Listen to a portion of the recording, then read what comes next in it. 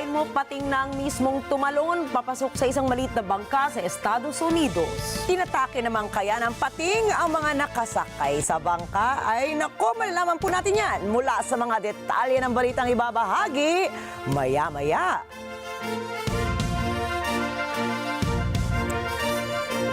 Magandang gabi. Ako po si Ricky Matay. Ako si Nina Richie Alagaw Flores. Ito ang mata ng Agila International. Para naman sa mga headlines ngayong araw ng Huwebes. December 2024 inflation rate ng Pilipinas posibleng pumalo pa sa 2.6%. Ayon po yan sa isang ekonomista. Mga ospital naka-code white hanggang January 6, 2025. Russia inakusahan ang Moldova na nagpaplano ng military operation. 1,500 preso sa Mozambique umeskapo sa kulungan sa gitna ng kaguluhan. At silipin natin ang features ng AI Smart Guide Dog para sa mga visually impaired persons.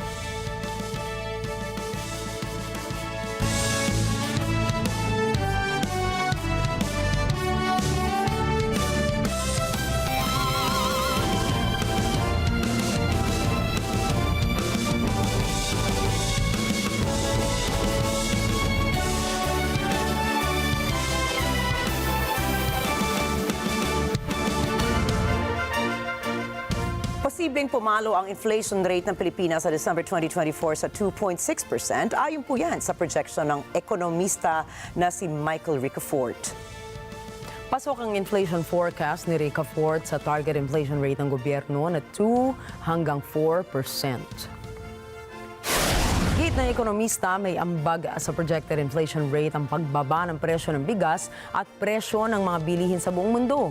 Nakita naman ang pagbaba sa presyo ng bigas kasunod ng implementasyon ng Executive Order No. 62 na naglalayong bawasan ng taripa sa inaangkat na bigas mula 35% hanggang 15%.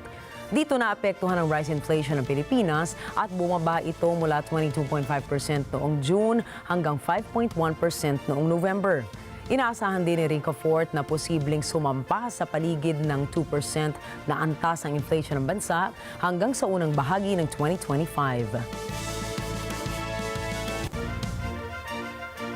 Halos nasa 70 na ang naitalang firecracker-related injuries ng Department of Health ngayong holiday season.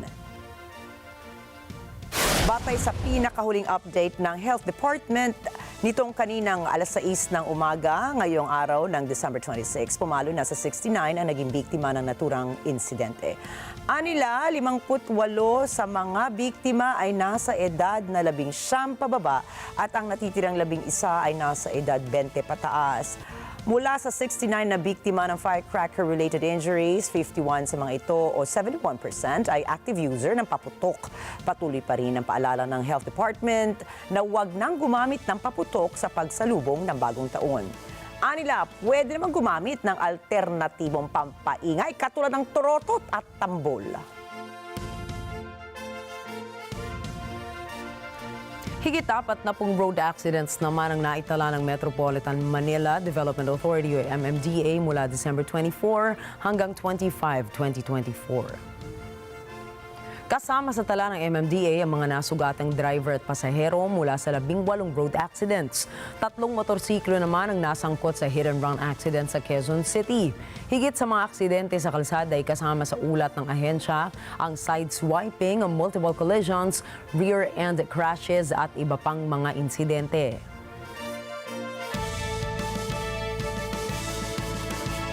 Nakataas po ang code white sa lahat ng ospital mula noong December 21 hanggang January 6 bilang paghahanda yan sa health emergencies ngayong holiday season. Ibig sabihin, lahat ng mga health workers katulad ng general and orthopedic surgeons, anesthesiologists, internists, operating room nurses at iba pa na naka-duty sa ospital ay dapat handa para umaksyon sa mga medical emergency sa anumang pagkakataon. Sa ilalim ng Code White Alert, lahat ng operation center ng mga ospital ay dapat umugnay ng kanilang responses sa DOH, regional and central offices. Sinabi naman ni Health Assistant Secretary Albert Domingo Domingo.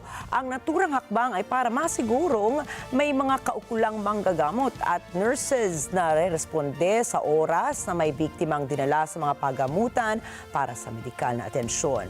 Bahagi rin ito ng kanilang paghahanda na matiyak na may sapat na supply sa mga ospital dahil sa karaniwang tumataas na kaso sa ganitong panahon. Naku, matatanggap na po ng mga kasambahay ang aumento sa sweldo nila sa susunod na buwan. Inaprubahan na kasi ng National Wages Productivity Board Commission ang wage order na inisyu ng Regional Tripartite Wages and Productivity Board National Capital Region na 500 pesos na buwan ang taas sa sahod sa mga kasambahay sa rehiyon. Ibig sabihin, aabot na sa 7,000 piso ang kanilang sahod. Samantala, pinagtibay rin ng NPWC ang wage order na inisyu ng RTWPB Region 10 na 1,000 wage increase sa mga kasambahay doon. Mula rito ay papalo naman sa 6,000 piso ang kanilang monthly wage. Patuloy pa rin ang pamamaga at volcanic activity ng Bulkang Kanlaon sa Negros Islands. Batay sa datos ng PHIVOLCS, 2 beses na muling nagbuga ng abo ang bulkan sa kalipas na 24 oras. Tumagal ito ng hanggang sa higit 1 oras. Higit pa rito ay nagkaroon din ng 20 volcanic earthquakes, kabilang na ang 7 volcanic tremors. Naglabas din ang bulkan ng 6,014 na tonelada ng sulfur dioxide sa nakalipas na 24 oras. Bukod pa rito ay naitala rin ng PHIVOLCS ang 400 metrong taas ng makapal na pagsingaw sa naturang bulkan. Magsisilbing collaborating counsel si dating Pangulong Rodrigo Duterte sa kasong impeachment ng anak niyang si Vice President Sara Duterte.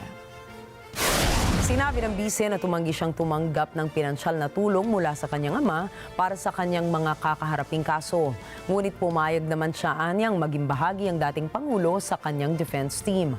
Bukod sa kasong impeachment, handa rin si dating Pangulong Rodrigo Duterte na tulungan si VP Sara sa mga criminal cases na posibleng isampa laban sa vice-presidente, gaya ng umano'y grave threats at paglabag sa anti-terrorism law. Ayon sa bise, hinahanda na rin ng kanyang ama ang mga dokumento sa IBP. Samantalang nananatiling kumpiyansa si VP Sara na wala siyang nilabag na anumang batas at handaan niya ang kanyang legal team na harapin ang mga kasong maaaring isampa laban sa kanya. Susunod, ilang opisyales sa Vietnam kinasuhan ng bribery. Ukrainian President Volodymyr Zelensky kinondena ang December 25 salvo ng Russia. At Russia, inakusahan ng Moldova na nagpaplano ng military operation laban sa kanilang bansa. Mga detalye po ng mga balitang yan at iba pa sa pagbabalik na mata ng Agila International.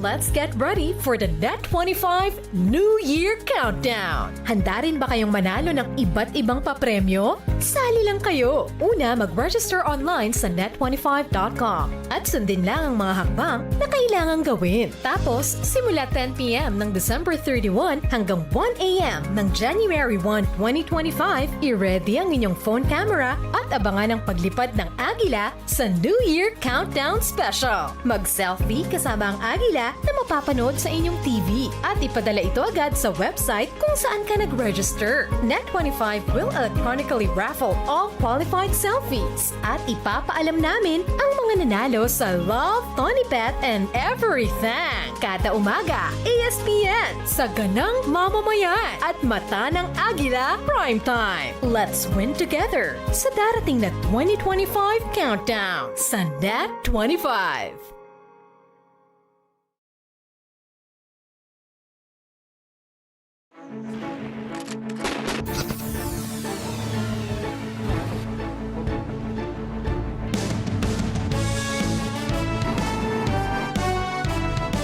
For the NET25 New Year Countdown. Handa rin ba kayong manalo ng iba't ibang papremyo? Sali lang kayo! Una, mag-register online sa net25.com at sundin lang ang mga hakbang na kailangang gawin. Tapos, simula 10 p.m. ng December 31 hanggang 1 a.m. ng January 1, 2025, i-ready ang inyong phone camera at abangan ang paglipad ng Agila sa New Year Countdown Special. Mag-selfie kasama ang Agila na mapapanood sa inyong TV at ipadala ito agad sa website kung saan ka nag-register. NET25 will electronically raffle all qualified selfies at ipapaalam namin ang mga nanalo sa Love, Tony Pet, and Everything. Kada umaga, ESPN sa ganang mamamayan at mata ng Agila Primetime. Let's win together sa darating na 2025 Countdown sa NET25.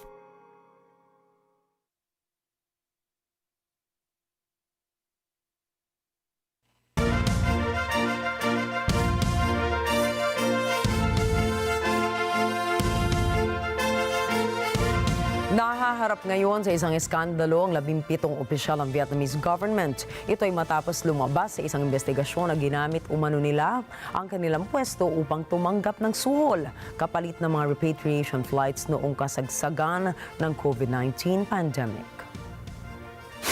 Kabilang sa mga nililitis ngayon sa korte ay mga opisyal ng Transport Ministry at provincial offices. Sangkot din ang ilang empleyado ng isang travel company. Ayon kay Tran Tung, dating opisyal ng Tai Nguyen Province, tumanggap siya ng $300,000 para ayusin ang mga pasilidad sa quarantine. Sinabi niya sa korte na ginawa niya ito dahil nais niyang kumita ng malaking pera. Lumabas din sa investigasyon na umaktong middlemen ang mga sospek upang ayusin ang mga papeles ng mga nais umuwi ng Vietnam kasama o sa kabila ng matinding COVID lockdown noon. Bukod sa kasong bribery, nahaharap din ang mga sospek sa kasong pang-abuso sa kapangyarihan at pagtatago ng mga kriminal. Sa ilalim ng Decree 147, dapat i-verify ng lahat ng tech giants na may business operations sa Vietnam, kagaya na lamang ng Facebook at TikTok, ang mga identities ng kanilang social media users at dapat ding ipasa ng tech giants ang mga datos na ito sa gobyerno. Ilan sa mga detalyeng kailangang ibigay ng mga social media sites ay mga phone numbers, kumpletong pangalan at araw ng kapanganakan ng mga users. Nakasaad din sa Decree 147 na kailangang alisin ng tech giants ang anumang content na itinuturing ng Vietnam na iligal sa loob ng 24 oras. Ayon sa ilang miyembro ng publiko, ang bagong internet law sa Vietnam ay isang pag-atake nila sa kalayaang magpahayag. Kinundi na rin ng Estados Unidos, European Union at mga internet freedom advocates ang Decree 147 ng Vietnam dahil ginagayaan nila ng nasabing batas ang censorship ng China pagdating sa internet. Sa kabila ng $295 million deal sa pagitan ng Estados Unidos at Taiwan ukol sa pagbili ng Taipei ng mga armas sa Washington ay mariing sinabi ng Beijing na magpapatuloy pa rin ang unification ng China. Nagbabala rin sa State Council Taiwan Affairs Office spokesman Chen Binhua na ang issue ng Taiwan ay isang internal affairs ng China na hindi dapat pinanghihimasukan ng mga dayuhan. Ang pagtatangkaan niya ng Amerika na suplayan ng mga armas ng Taiwan ay lubhang pakikialam sa internal affairs ng China at ito ay isang paglabagan niya sa One China Principle maging sa 3 joint communiques na pinagkasunduan ng Beijing at Washington. 现在请大家提问。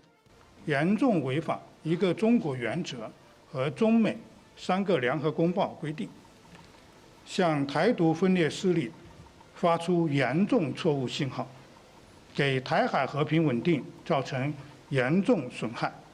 我们对此表示强烈不满和坚决反对。董事会制度。 Nagbabala ang Taiwan Ministry of Defense ukol sa magiging malaking dagok sa seguridad na bansa na idudulot ng bago nitong batas.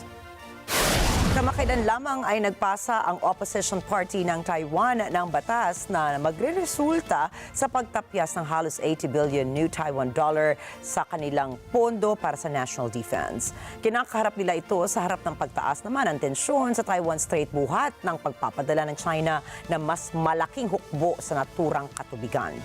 Inanunsyo ng opposition party ng Taiwan ang kanilang pagpasa ng reallocated budget na mapupunta naman sa mga lokal na tanggapan ng bansa. Sa isang pahayag ay sinabi ni Taiwanese Defense Ministry na kakailanganin nilang bawasan ng 28% ang kanilang defense spending plan para sa susunod na taon.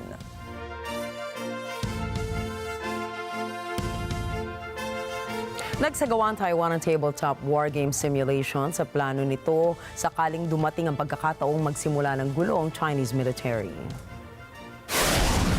Sa unang pagkakataon ay nakilahok sa naturang war game simulation ng iba't ibang opisyal na parte ng central at local government ng bansa sa harap ng mga panibagong banta ng Chinese People's Liberation Army o PLA. Ang naturang war game simulation ay ginawa sa Presidential Office sa Taipei na pinangunahan naman ni Vice President Xiao B. Kim at National Security Council Secretary General Joseph Wu. Saklaw ng naturang ehersisyo ang pagtugon ng Taipei sa high-intensity gray zone warfare tactics ng China, pati na rin ang pag-obserba sa response readiness ng iba't ibang opisyal ng Taiwan sa panahon na umakyat na sa level ng sagupaan sa mismong lupa ng Taiwan ang labanan. Tinawag ni Ukrainian President Volodymyr Zelensky na hindi makatao ang ginawang paglunsad ng Russia ng atake sa kanilang energy infrastructure ng December 25. Дорогий народе, сьогодні дуже особливий вечір. Наша велика українська сім'я не може відзначати його повною мірою так, як хотілося б. Так, як це має бути. Не всі з нас вдома, на жаль. Не у всіх, на жаль, є дім.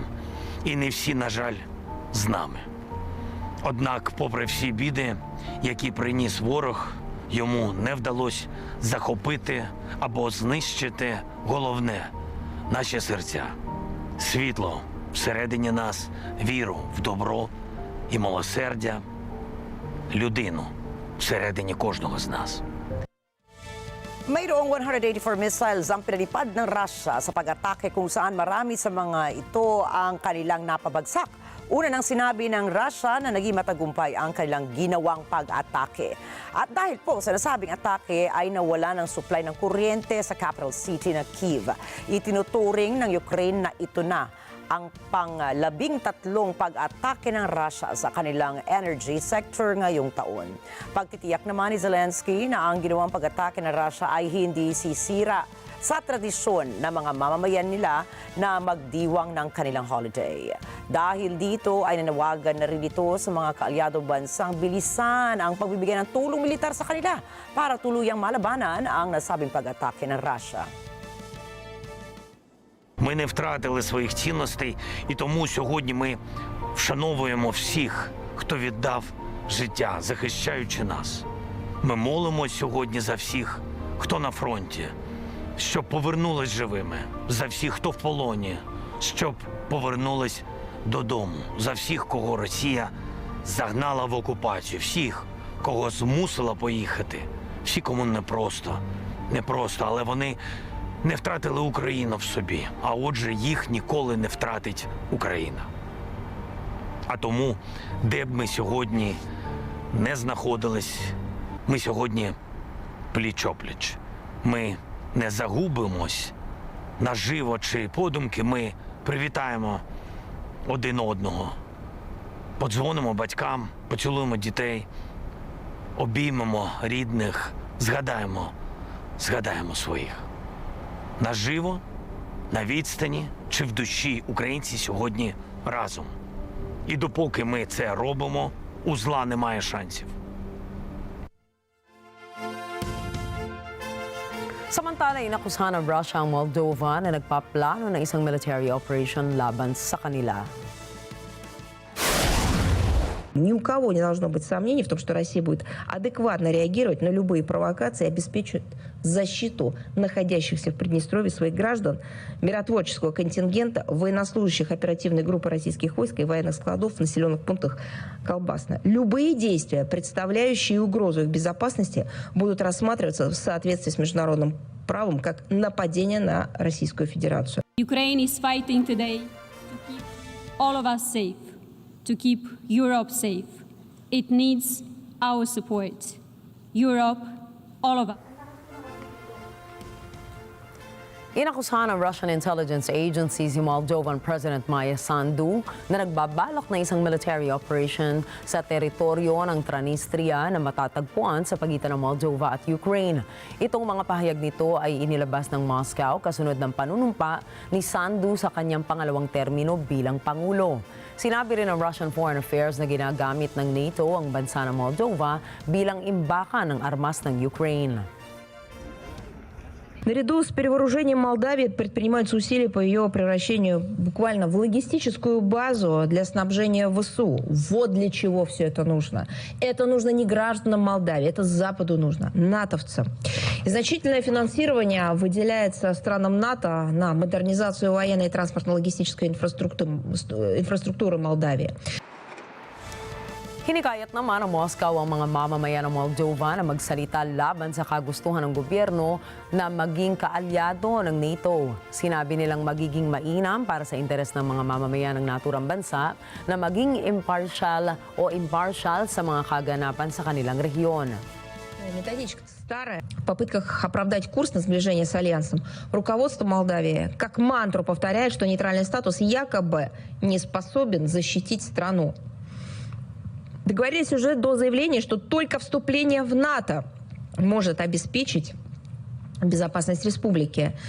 Ну, методичка старая, слова утвержденные, ноты те же. Такой подход не разделяет, правда, большинство граждан Молдавии. Посмотрите, по результатам опросов более 60% жителей республики убеждены, что лучший инструмент сохранения военно-политической стабильности – это нейтралитет. Более 70% выступают против вступления страны в НАТО. Nababahala naman ang ibang mga eksperto dahil may posibilidad na magsagawa ang Russia na isang false flag attack na maaaring magresulta sa pagbawi ng Russia sa teritoryo ng Transnistria upang mahirapang lalo ang Ukraine sa digmaan ng dalawang kampo. Ang isang false flag attack ay ang pag-atake ng isang bansa sa isang teritoryo ayon sa kanilang nakalap at inilabas na impormasyon kung saan ang ginagamit nilang basehan para sa kanilang pagsasagawa ng pag-atake ay ang controlled narrative na kanilang inilabas sa publiko. Sa ngayon ay kinikilala ng international community na bahagi ng teritoryo ng Moldova ang Transnistria, ngunit kasalukuyang nakadestino doon ang nasa 1,500 soldiers ng Russia, pati na rin ang kanilang combust na ammunition depot. Хотел бы напомнить, что в конце 2021 года Россия настаивала на надежных юридических гарантиях безопасности, исключающих продвижение НАТО на восток и принятие в блок бывших республик Советского Союза. В полной мере это требование относилось и к Молдавии. Мы видим, что желание Альянса вплотную приблизиться к нашим границам путем поглощения освоения Украины, а теперь еще и Молдавии, остается неизменным, как и курс на нанесение России, как они это формулируют, стратегического поражения. Этим планом не суждено сбыться. Объективные тенденции по формированию новой модели мироустройства, оставшемуся в меньшинстве Западу, переломить не удастся.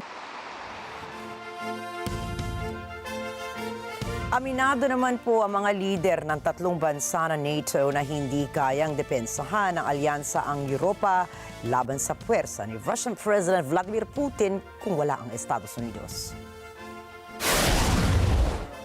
Sinabi ni Latvian President Edgar Rinkevich na malinaw na hindi pa handa ang NATO sa pakikidigma kay Putin at hindi rin anya maaaring laging dapat umaasa sa Estados Unidos ang NATO para sa sitwasyon ng Europa. Nanawagan naman si Estonian Prime Minister Kristen Michal na palakasin ng NATO ang kakayanan nitong ipagtanggol ang sarili dahil sa banta ng Russia. Hinimok din ng Latvia, Estonia at Finland ang NATO na itigil na ang walang katapusang pagtatalo kung paano haharapin ang Russia.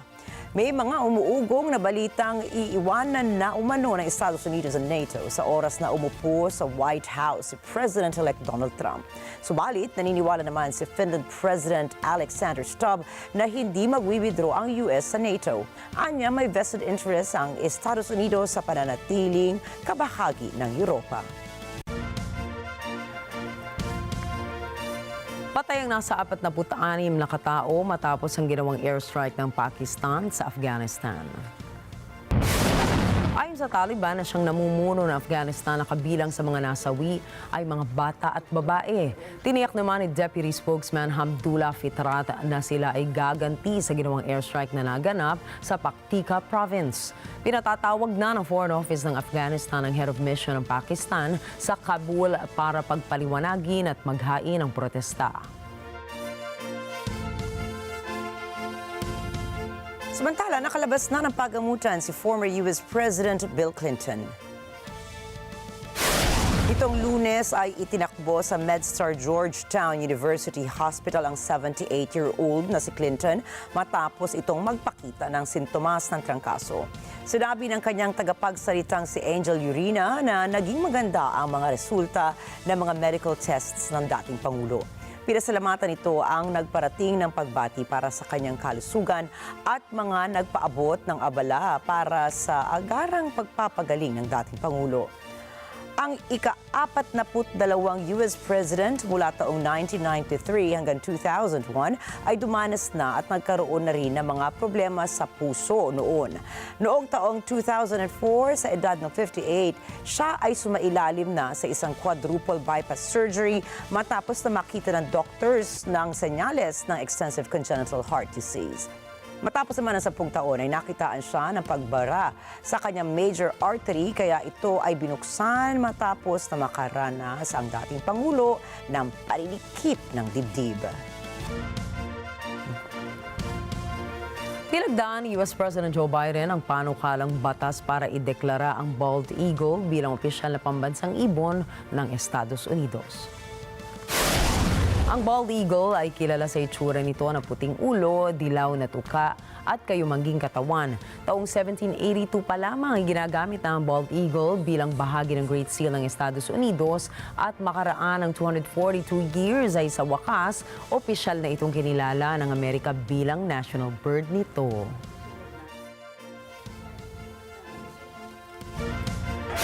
Susunod, major prison break naganap sa Mozambique. Japan Airlines nakaranas ng cyber attack. And Smart Guide, dog para sa mga visually impaired, inilabas na. Mga detalye pa rin ng mga balitang yan at iba pa mga balita sa pagbabalik na Mata ng Agila International.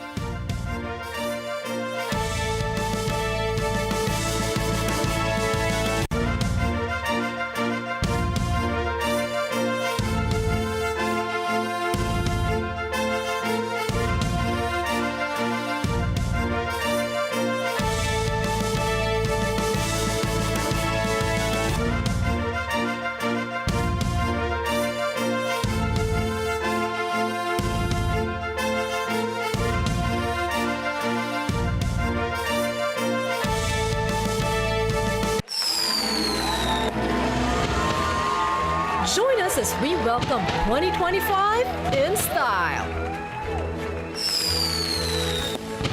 Live performances, exclusive stars, and a countdown like no other. Don't miss the New Year's countdown on December 31. Starts at 9 p.m. live on NET25.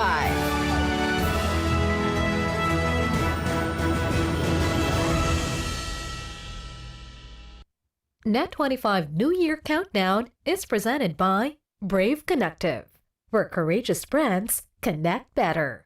Bank of Commerce, we think customers. Nescafe Ready to Drink. Get back, get up with Nescafe Ready to Drink. Pure Gold. Sa Pure Gold, always panalo. Event venue partner, Philippine Arena. Co-presented by DICT, eGovPH, elevating convenience to government experience. Download eGovPH from App Store and Google Play Store now. PhilPower Group and Marketing Corporation. Sponsored by Vida Skincare, Neozep Z Plus Forte, The Farm at San Benito, Lazada, and Magnolia Chicken Templados.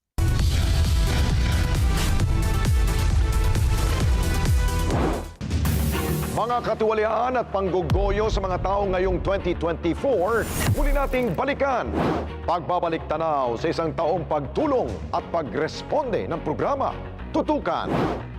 Paano maiwasan ang mga aberya sa pagdiriwang ng bagong taon?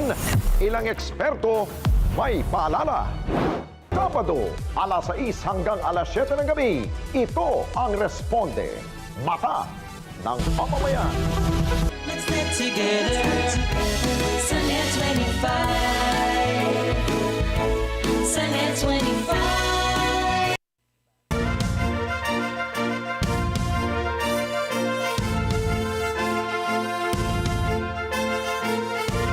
Nagbabalik ang mata ng Agila International at sa pagpapatuloy po ng ating mga balita ngayong gabi.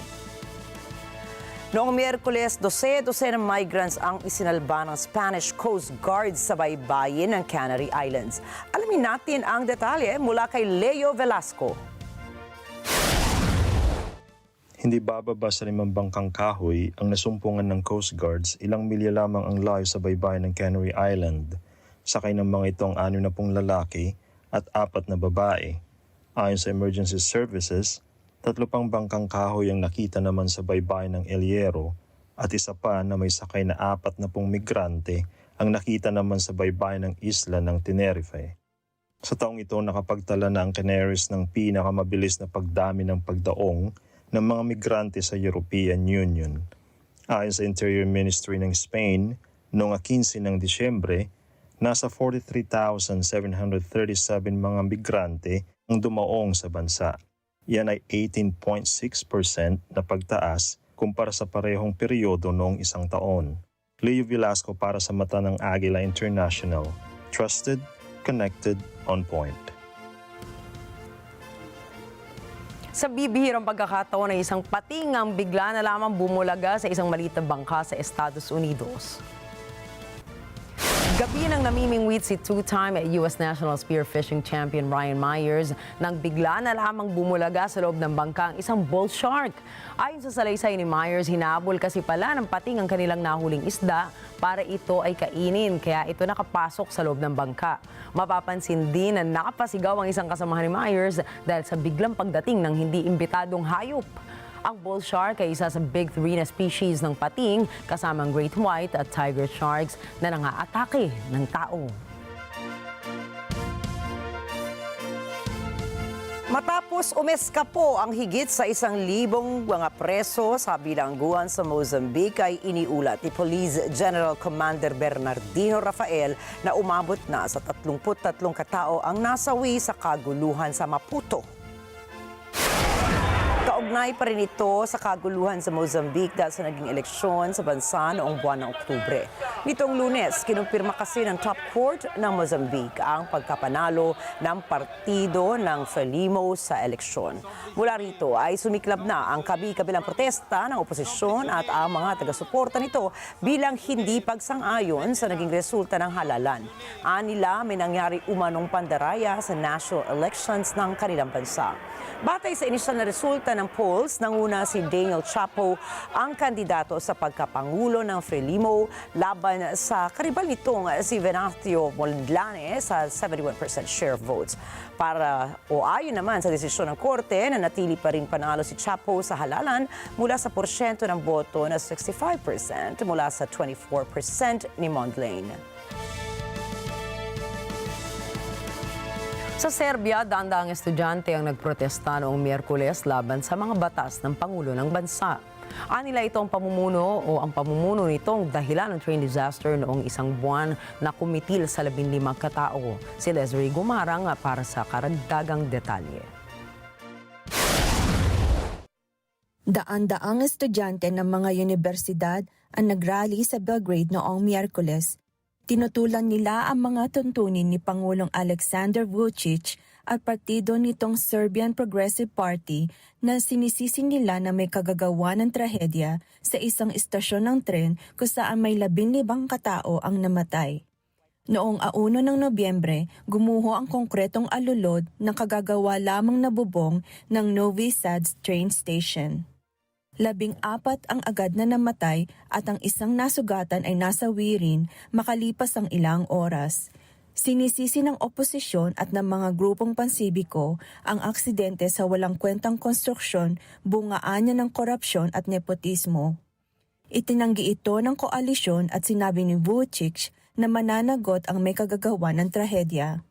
Hinihingi ng mga estudyante ng Serbia ang paglalathala ng mga dokumento kaugnay ng renobasyon. Nais din nilang mauwi sa prosecution ang mga may kagagawa ng aksidente. Leslie Gumarang. Sada je vreme da vi opravdate naše poverenje. Studenti očekuju od vas da se borite za pravo i pravdu, bez ikakvih političkih korupcionih zloupotreba, jer ste pre svega položili zakletvu nad Ustavom i zakonom Republike Srbije.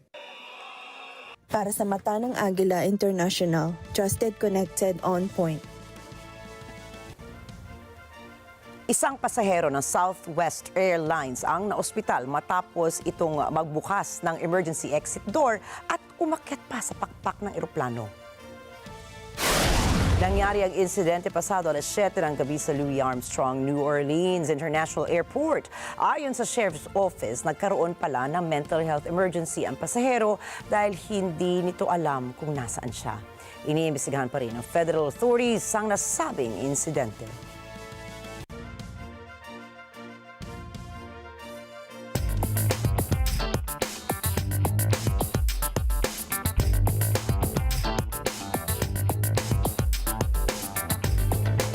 Balik operasyon na po ang Japan Airlines matapos tamaan nito ng cyber attack. Ayon sa lokal na ulat, nagsimula ang pag-atake bandang alas 7:24 ng umaga na naging sanhi ng pagkaantala sa internal at external systems ng airline. Paliwanag ng kumpanya, pansamantala muna nilang pinatay ang router ng airlines na pinaniniwala ang pinagmula ng lahat ng malfunctions. Sa kabila nito ay hindi nagkaroon ng mass cancellations o kaya'y major disruption sa mga paliparan sa Japan.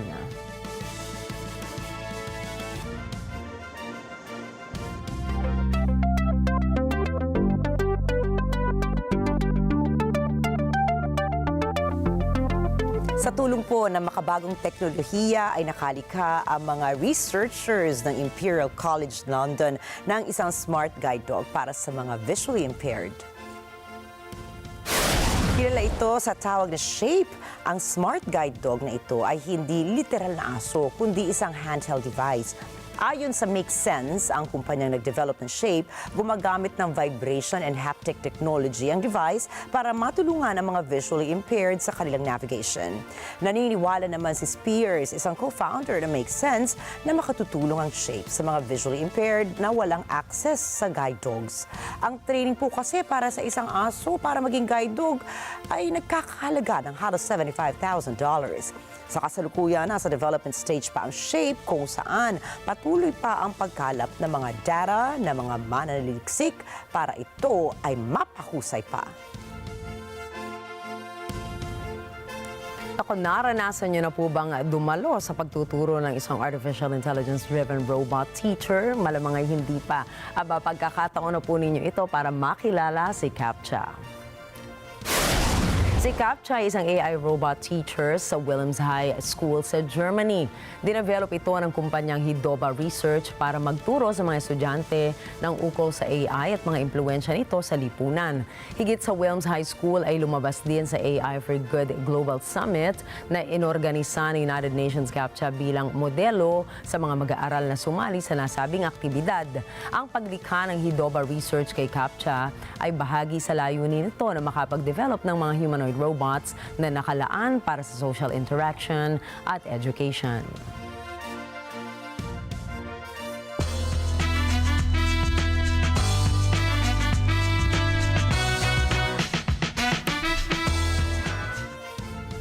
And the game is on dahil mapapanood na po ang unang episode ng Squid Game Season 2.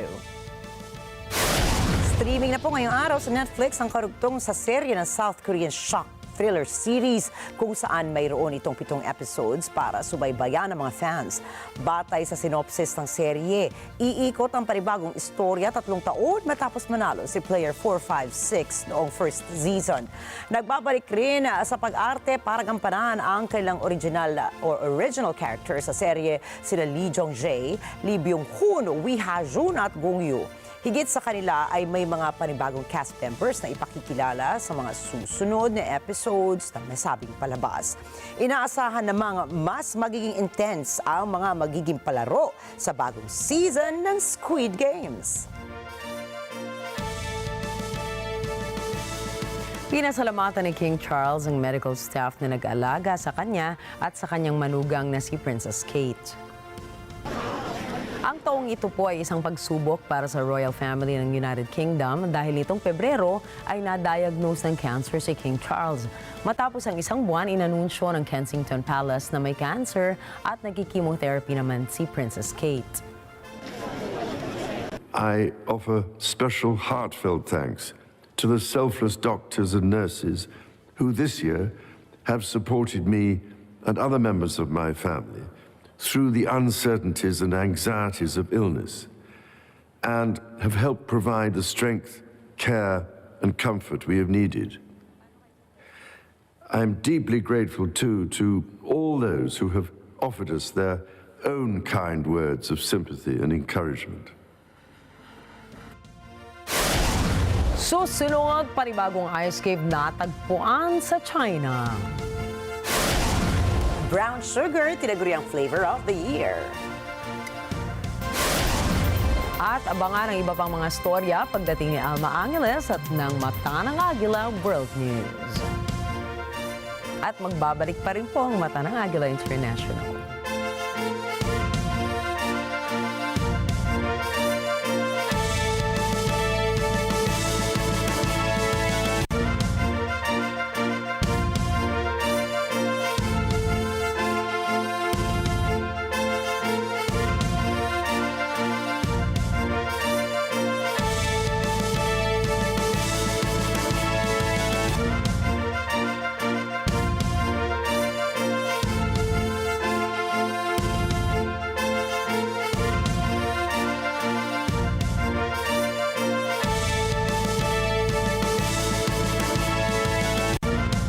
Alam namin ang iyong pagsisikap.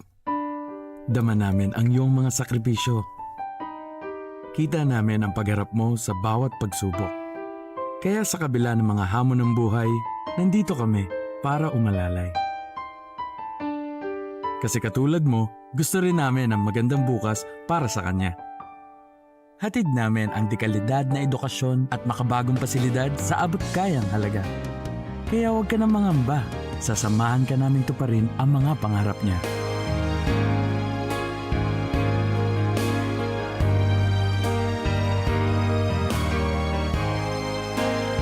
Maaasahan mong sulit dito ang mga pinagsikapan mo. Sa aming mga makabagong pasilidad at sistema ng edukasyon. Mailalabas natin ang aking talino at mga kakayahan niya. Kahit sa munting halaga, makakasiguro ka na makakasabay siya sa mabilis na pag-ikot ng mundo. Sa new era, karamay mo kami sa bawat hamon. kaagapay mo kami sa bawat hakbang. Kasama mo kami sa bawat ngiti at tagumpay.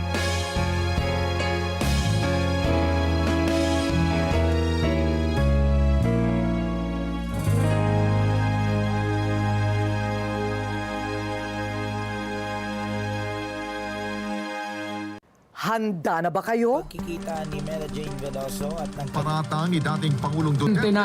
Bangag natin ang presidente. I think it's the fentanyl. Yawanan lamang ang paratang ni dating Pangulong Duterte. Isunog ang People's Initiative. Wala naman pakialam yung senador o yung miyembro ng Congress sa People's Initiative. Walang gamot sa kakapalan ng mukha mo. Kamara nanawagan ng ceasefire sa Senado.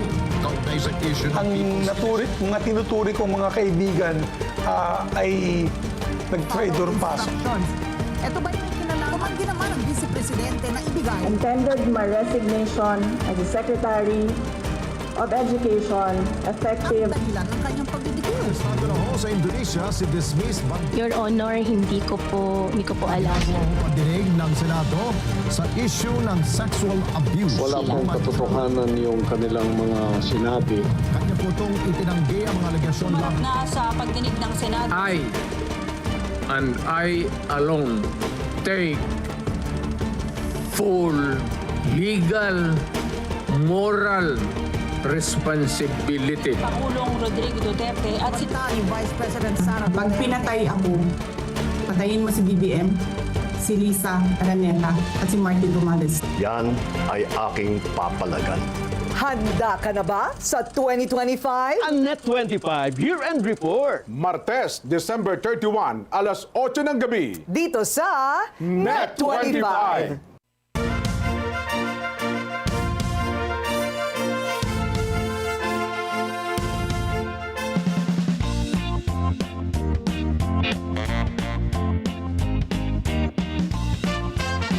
Kayo po ba nakapasok na sa loob ng isang ice cave?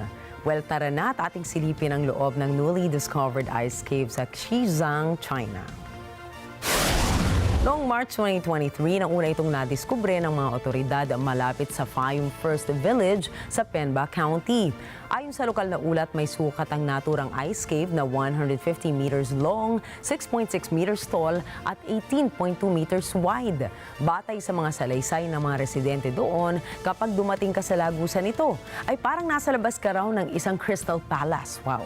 Dahil dito ay maraming turista ang dumadayo sa lugar para makita ang mga ice formations na nabuo sa loob ng kuweba. Idineklara naman po ng Food and Beverage Trends Report na ang brown sugar ang magiging flavor of the year para sa taong 2025. Sa annual report, sinabi ng Flavor Development Company na isang culinary staple ang brown sugar para sa hint of nostalgia nito sa mga pagkain.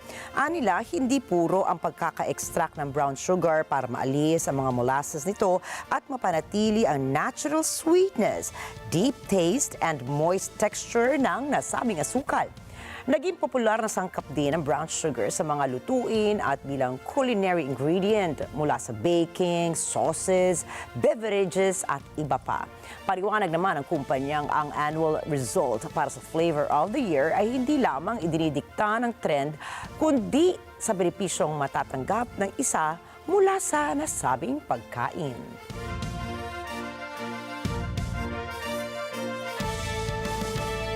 Sarap. Makakatakam naman yun, Nina. Uy, Ricky, Yes. in case na nagtataka yung ating mga taga-subaybay na loyal sa atin, kung bakit mamuti-muti. Cream naman siya. Ang ating mga suot, di ba? Ngayong gabi, hindi po ito nagkataon lang or hindi sadya, kundi parang paalala na rin po sa ating mga manonood na. Yes. Ayan, ang mga ospital po natin ay naka-white code. Ayan. Ano ibig po sabihin ng white code? White. Code white, oo. Naka-code white sila. Kasi nga po, tayo ay, itong inumpisa na to, ngayong Disyembre at tatagal up to next year. Bilang paalala po, tayo na mag-ingat. Huwag na po tayo gumamit ng mga paputok sa pagsalubong ng bagong taon. Halimbawa, pumunta na lang sila sa Philippine Arena. Oo, tama. Dahil doon, meron po tayong mga profesional na magpapailaw sa ating mga kalangitan para sa best fireworks display sa buong Pilipinas. Ayan. Tama. So, abangan nyo ilang araw na lang, di ba? Or, sabi nga natin kanina, may mga tambol naman. Busina ng sasakyan. Ang importante naman ay tayo ay maging masigla sa pagsalubong sa bagong taon. Ayan. Yun. Pero ayan po, kung sakasakali, nga naman ang aksidente, mga bagay na hindi naman natin sadya o hindi natin may iwasan. Sakasakali po mangyari ang mga sakuna, paalala lang po na ang mga ospital po ay naka-code white. Ibig sabihin, ready po silang rumesponde sa mga pagkakataong meron po sa ating pamilya na nasakuna o kaya naging biktima ng mga, ayan nga yung mga injuries na dahil sa mga fireworks. Hindi po may iwasan ngayong kapanahunan ng mahabang holiday break. Ayun. So, ayan lang po, paalala. Sabi nga ng kasabihan, ang paalaala'y gamot. Ayun, O, diba? prevention is Sana nga, cure. mas mabuti ng walang gagamutin. Ay, mas maganda. Diba? Maganda. Dahil sabi nga, halimbawa, ikaw ay maputulan ng daliri, hindi naman mabibili yan sa palengke. Tama, diba? Sana meron, ano? Diba? Baka magbaon ako ng extra. Kaya nga. So, again po, paalala po natin sa ating mga kababayan, lalo na Nina, ang binalita natin kanina, usually mga bata ang nagiging biktima. So, sa mga magulang din, bantayan din po natin ang ating mga anak at mag-set tayo ng magandang ehemplo sa kanila. Kung nakikita nilang tatay at nanay na nagpapaputok, di ba, ng mga firecrackers and firecrackers, talaga namang gagayahin niya ng mga bata. Kaya again, pumunta na po kayo sa Philippine Arena sa December 31 para sa best fireworks display sa Yan ang buong mainam nilang gawin. Pilipinas. Kasi At doon pwede ka talaga pang- official ang display noon. At syempre, yan po ay talagang pinaghandaan. Yes. Yan po ay talagang ginastusan. After all, diba, what has been this year is really worth celebrating, diba? The Yes. gift of life. At lahat po ng mga biyayang natanggap po natin sa araw-araw, isipin mo, malay Ricky, mo, Nina. 365 days yun. Diba? Mali mo, Nina, magkaroon pa sila ng additional biyaya dahil mamimigay Ay, na oo. limpak na papremyo. Tsaka gusto ang ko man, hindi tayo pwede NET25. sumali doon sa, ano yun, yung sa Agila. Oo, Kailangan diba? timingan, abangan mo yung Agila na lalabas sa TV. Oo. Tsaka may mga coaching ipamimigay. Nandun po Naku, sila. makasali nga tayo, Nina. Bilang ebidensya po na totoo yan, nakaparada po dyan sa labas. Pwede ninyong daanan at i-admire at malay mo, di ba? Pangarapin mo na rin na mapanalo. Basta ano tayo, sabay tayo manood, Nina niya. Oo. Kala ko sabay tayo pwede ba- sasali. sabay tayo manood para makapicture tayo. Tama, diba? magsi-selfie tayo. Mag-ano tayo, mag-time sharing tayo. Oo, di ba? Man lang para magsilbing inspirasyon. Hindi man kami magkaroon ng chance manalo. Eh, yung makita nyo man lang na, uy, nagagawa, parang gusto kong gayahin. Diba? So, yan, paalala lang po muli. At saka syempre sa ating pasasalamat na rin sa ating mga medical health workers and frontliners. Dahil alam po namin na kayo ay talagang lubusan nagsasakripisyo para sa bayan. Yan, salamat po sa inyo. Sana ay wala kayo masyadong pasyente sa darating na December 31 up to January 1. At tandaan po ha, narito kami ni Nina para maghatid ng balita saan mang dako ng mundo. Muli ako po si Ricky Matay. Ako si Nina Richie Alago Flores. Ito po ang Mata ng Agila International. Para naman po sa iba pang mga balitang nanggaling din sa iba't ibang panig ng mundo, punta po tayo kay Alma Angeles para sa Mata ng Agila World News. Take it away, Alma.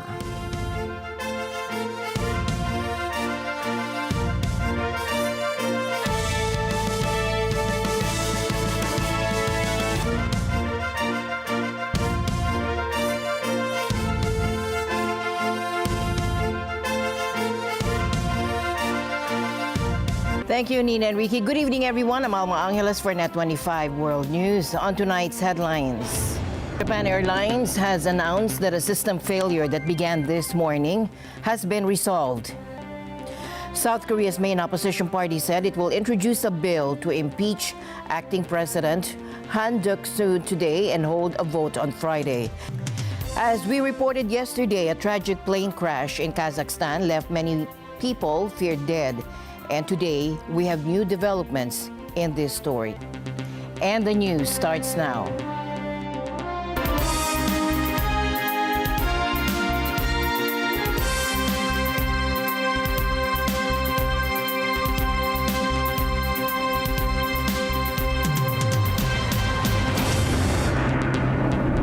Japan Airlines has announced that a system failure that began this morning has been resolved.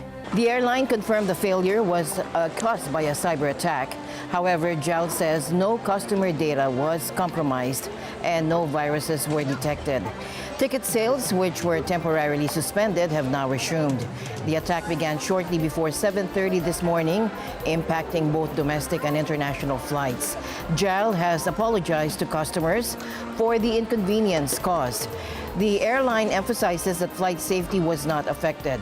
Officials suspect the attack may have been a DDoS attack where a massive volume of data overwhelms systems, making them inaccessible.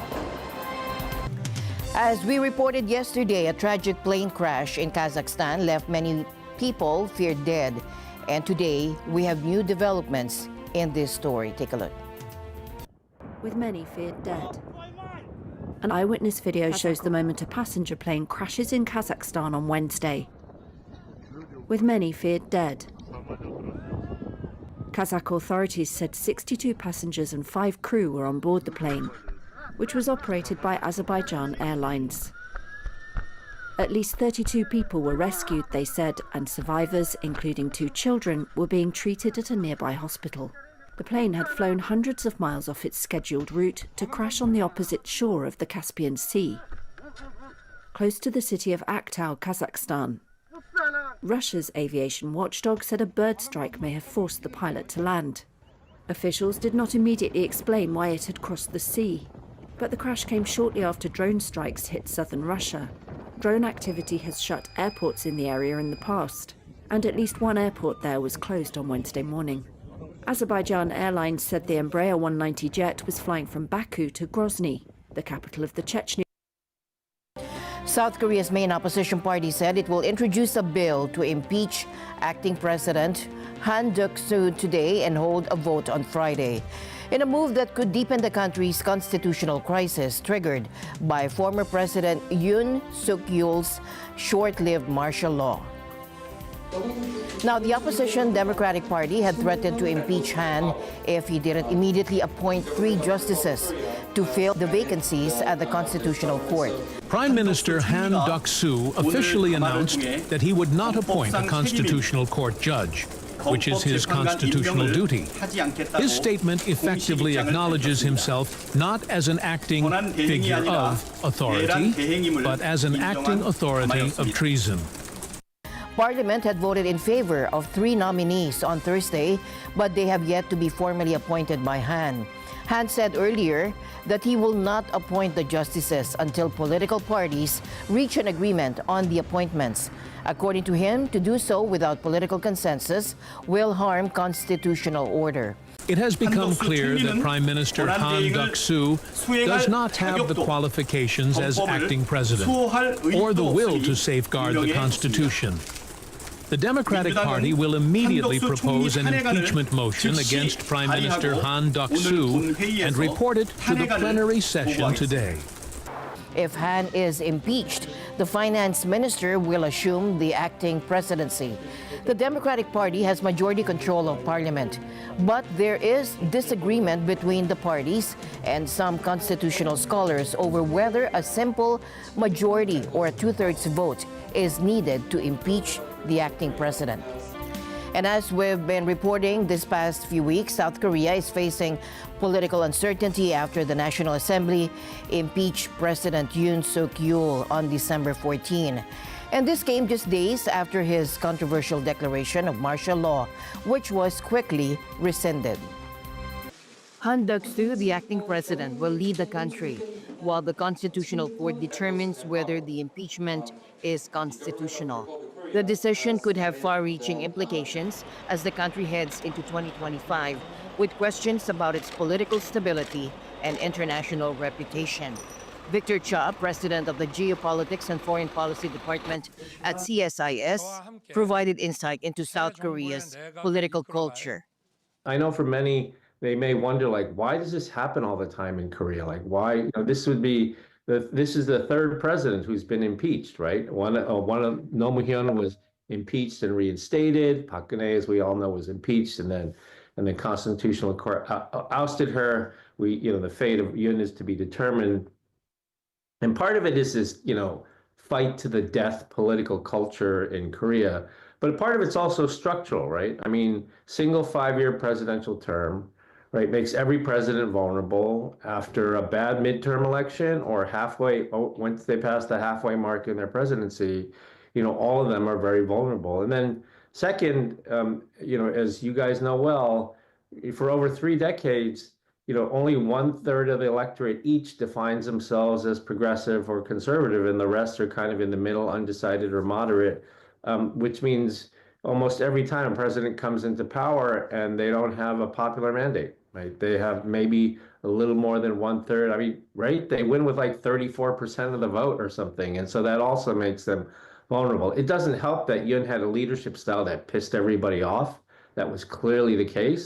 But all of these things, a confluence of things, create this situation that we have today.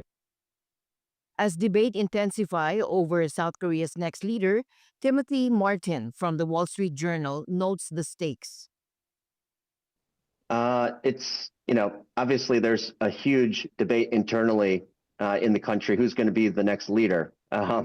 Is it going to be opposition head Lee Jae-myung, or does somehow Yoon hold on, or does a conservative take charge? So there's a question mark now. And again, to your point, Ambassador, it's not a great time to have a lack of clarity at the top of the country. I will say, if we end up with a snap election and Lee Jae-myung, the left-leaning Lee Jae-myung becomes president, his policies, or his party's policies, actually align well with Trump's worldview. While the immediate focus is on domestic policies, Victor Cha warns about the global implications.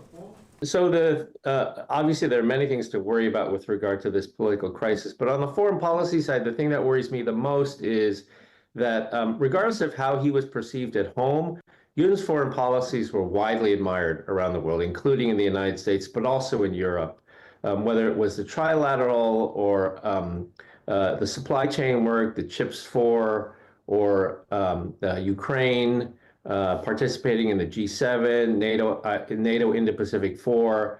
I mean, in general, I think objectively we can say that those policies were widely welcomed around the world at a time when the world was in crisis and they needed countries like Korea, big democracy, 13th largest economy in the world, to step up, right? And that was happening. The concern now is that this impeachment, even if he's ousted from office, would politicize some of those policies. And we saw that initially in the first impeachment motion, you'll all remember, in which they actually singled out his policy towards Japan as an impeachable offense, which, I think doesn't make any sense. They took it out in the second motion. I think they got the message. But still, the way politics are in Korea, one worries that that the successor, if it's a progressive government, would step back from those things, as Jack mentioned, whether it was on Ukraine or on other sorts of issues, and that wouldn't be good for Korea. The leadership vacuum also is huge. I mean, we all think acting President Han is a good person, a supreme technocrat, completely apolitical, had worked for both sides, right, progressives and conservatives. But like Donald Trump is not going to meet him, right? Donald Trump is not going to meet him. He's not going to be the future leader of the party, and all of it's going to have to be done through, the foreign minister or through the national security advisor. But that's not going to work with a Trump administration. With the country divided and a constitutional court decision pending, all eyes are on South Korea as it navigates this period of political turmoil. Will it emerge with renewed stability, or will uncertainty continue to shape its path in the coming year? Well, this is a story we'll continue to follow closely, but for now, the fate of South Korea's presidency hangs in the balance. Taiwan's presidential office conducted its first ever tabletop exercise simulating a military escalation with China. Several officials briefed on the matter said at a time when the island is facing renewed Chinese military threats. Dozens of central and local government agencies as well as civil groups participated in the 3-hour exercise today, according to sources who requested anonymity due to the sensitivity of the matter. China has in recent years stepped up military threats, including the large massing of naval forces this month and daily military activities close to democratically governed Taiwan, which Beijing claims as its own over Taipei's rejection. The war game held inside the presidential office in Taipei was led by Vice President Xiao Bim-Kim and National Security Council Secretary General Joseph Wu. The officials familiar with the meeting told Reuters the exercise simulated scenarios including China's high-intensity gray zone warfare, as well as when the island is on the verge of conflict, to test response readiness by Taiwan government offices and civil society, according to a security official familiar with this matter. Responding to the war game held earlier in the day, President Lai Ching-te said Taiwan is racing against time to build up its capacity to counter disasters and boost deterrence against an invading enemy. He said the peace and stability in the first island chain is being collectively challenged by authoritarian states. Lai was quoted as saying in a statement from his office, although he didn't name any specific country. The first island chain is a collection of archipelagos running roughly from Indonesia in an arc northeast to Japan, encompassing the South China Sea and East China Sea. The rise and fall of Detroit serves as a stark reminder of the cyclical nature of the automotive industry. Once the world's richest city fueled by the dominance of American automakers, Detroit's fortunes dramatically reversed as European competitors surge ahead. Now this led to job losses, urban decay, and a painful restructuring of the industry.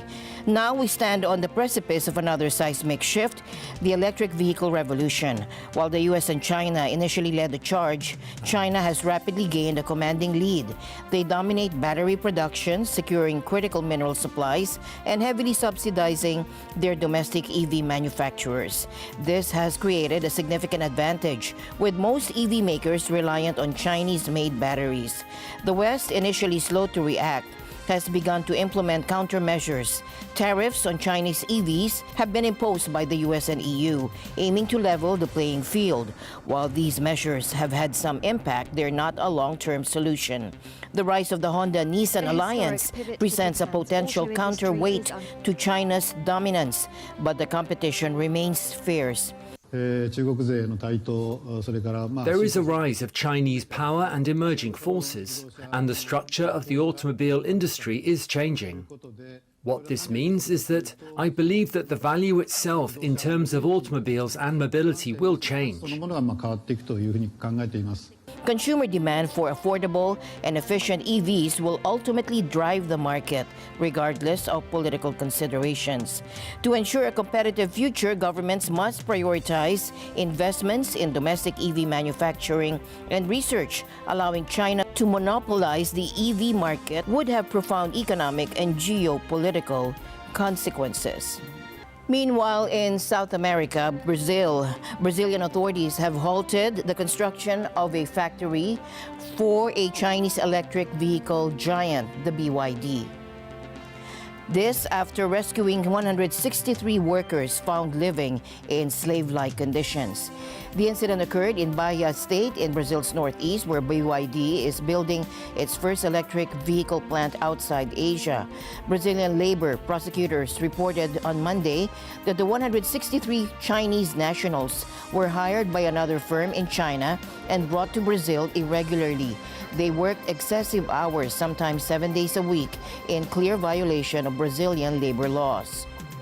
According to officials, the workers endured harsh conditions. They slept on beds without mattresses, shared one bathroom among 30 people, and faced a lack of water and toilet paper. They were forced to wake up as early as 4 a.m. to prepare for work and had no cabinets or kitchen space, storing food in unsanitary conditions. The workers also had their passports and salaries withheld. In addition to the degrading conditions, the situation constitutes forced labor due to several indicators found during the inspections. The workers were required to pay a deposit, had 60% of their wages withheld, and faced excessive costs for terminating their contracts. Their passports were withheld by the company. In response, BYD stated it does not tolerate violations of Brazilian law or human dignity. The company has terminated its contract with the construction firm involved and moved the workers to hotels. Volkswagen announced sweeping changes to its German operations, including more than 35,000 future job cuts and sharp capacity reductions in a last-gap deal between Europe's top car maker and unions to avert mass strikes. Union leaders hailed the agreement as a miracle after 70 hours of grueling negotiations, the longest in the company's 87-year history. There would be no immediate site closures or layoffs, and Volkswagen appeared to have backed away from demanding 10% wage cuts. The deal avoiding costly strikes may also provide relief to investors after months of negotiations. Shares rose 2.4% in extended trade. After the deal, they have lost 23% this year.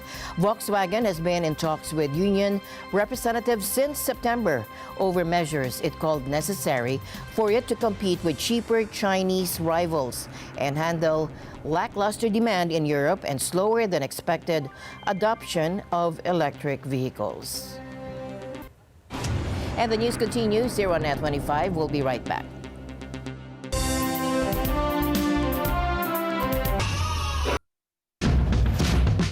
Feel it? Do you like it? Do you want it? So good! I love it!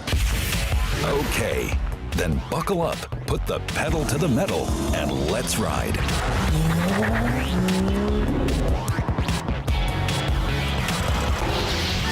Rev.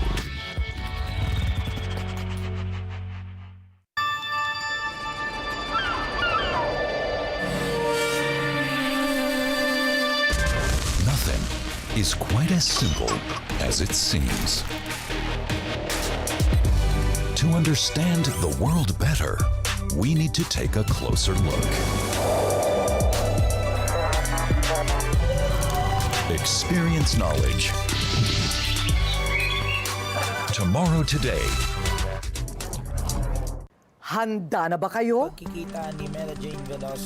Paratang ni dating Pangulong Duterte. Na bangag natin ang presidente. I think it's the fentanyl. Panawanan lamang ang paratang ni dating Pangulong Duterte. Isunog ang People's Initiative. Para naman pakialam yung senador o yung miyembro na focus sa People's Initiative. Walang gamot sa kakapalan ng mukha mo. Kamara nanawagan ng ceasefire sa Senado. Kaugnay sa issue ng People's Initiative. Mga tinuturi kong mga kaibigan ay nag-traitor pasok. Ito ba yung kinalaman? Kumandi naman ang Vice Presidente na ibigay. And tendered my resignation as the Secretary of Education effective. Ang dahilan ng kanyang pagdidikil. Estado na ho sa Indonesia si dismissed Your Honor, hindi ko po alam. Pagdinig ng Senado sa issue ng sexual abuse. Wala pong katotohanan yung kanilang mga sinabi. Kanya po itong itinanggi ang mga alegasyon lang. Na sa pagdinig ng Senado. I and I alone take full legal, moral responsibility. Pangulong Rodrigo Duterte at si Vice President Sara. Pag pinatay ako, patayin mo si BBM, si Lisa Araneta at si Martin Romales. Yan ay aking papalagan. Handa ka na ba sa 2025? Ang NET25 Year-End Report. Martes, December 31, alas 8 ng gabi. Dito sa NET25. Hi, we're the Dawn. Please celebrate New Year's Eve with us at the NET25 New Year Countdown. Woo! Yeah. Let's welcome 2025 together with great music. See you there.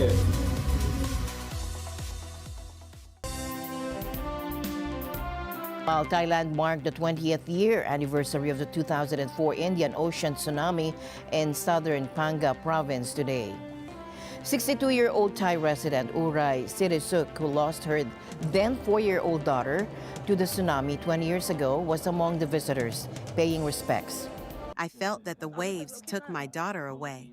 I was so mad at it, the sea. I cannot bring myself near it and not even have my feet in the sand. I wouldn't come around here if necessary, never. The sea took my daughter from me. It's very difficult for a mother to live, for their child to be taken from them. On the contrary, it may not be as difficult for a child to lose their mothers. For a mother to be losing their child is tough.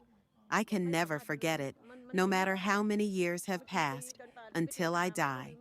The tsunami on December 26 was triggered by a 9.1 magnitude quake off the coast of Indonesia's Aceh province, sending waves as high as 17.4 meters or 57 feet, slamming into coastlines of Indonesia, Thailand, Sri Lanka, India, and 9 other countries.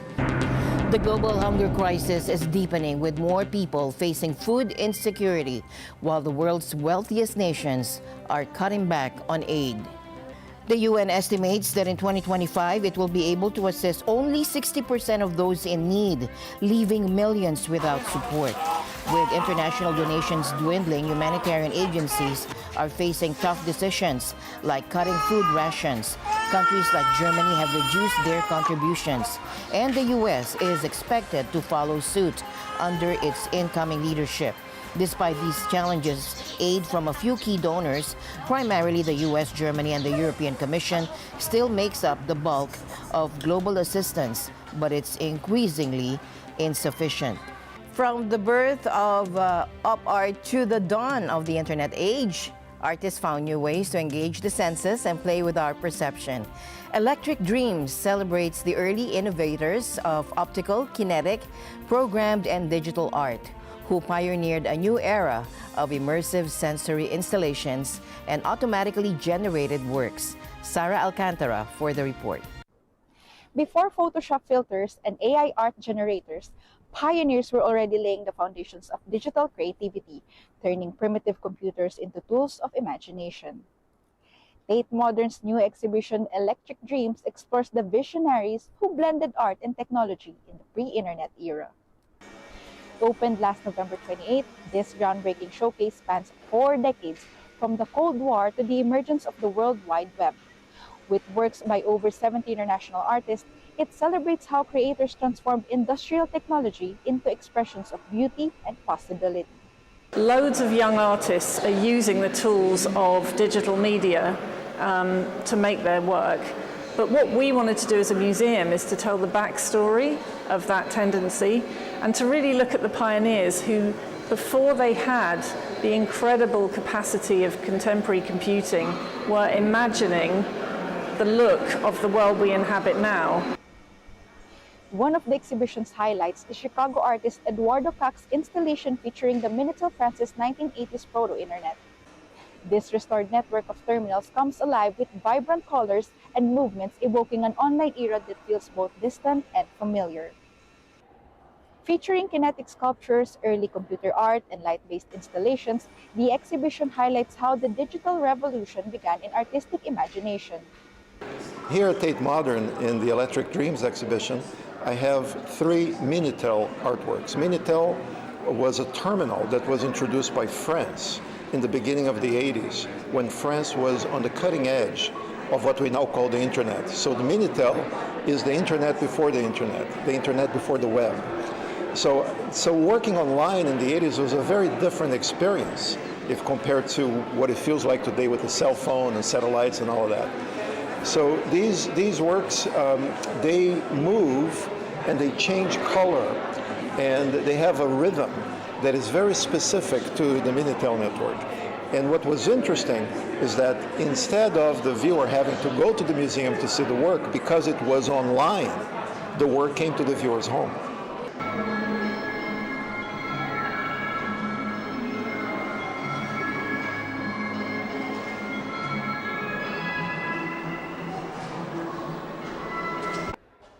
Long before today's AI tech-driven world, these pioneers were already envisioning the future. And I think what's really unique about the show is that we have had kinetic art shows before, and we have had digital art shows before, but we haven't had a show that tries to tell the story of art and technology since the 50s as a whole, and this is the first to do it. Electric Dreams, Art and Technology Before the Internet runs at Tate Modern from November 28, 2024 to June 1, 2025, offering a rare chance to explore the birth of digital art, a time when creativity demanded both vision and ingenuity. Reporting from London, United Kingdom, this is Sarah Alcantara for NET25 World News. And that's it for tonight's broadcast. For everyone here on Net25, I'm Alma Angeles. Thank you for joining us. Good night.